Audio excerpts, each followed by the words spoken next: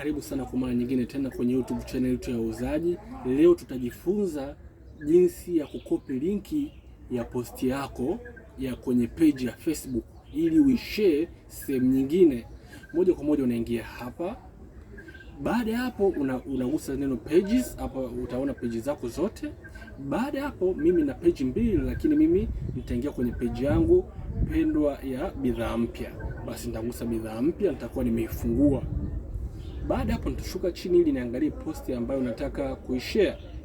Moja kwa moja umeona namna hiyo. Basi nitabonyeza hivi vidoti vitatu. Baada hapo utaona options zimekuja nyingi, lakini utabonyeza option ya copy link. Basi ukibonyeza copy link, hapo utakuwa tayari umeikopi linki ya page yako.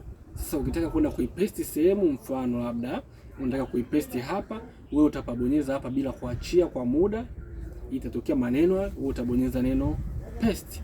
Basi ile link yako itakuwa imejipaste sehemu yote hiyo, iwe ni WhatsApp, iwe ni Instagram, basi utaweza kuishare link ya post yako. Karibu sana, usisahau kusubscribe hapo chini. Video kama hizi na nyingine nyingi bado zinakuja, na nyingine nyingi tayari zipo. Karibu sana.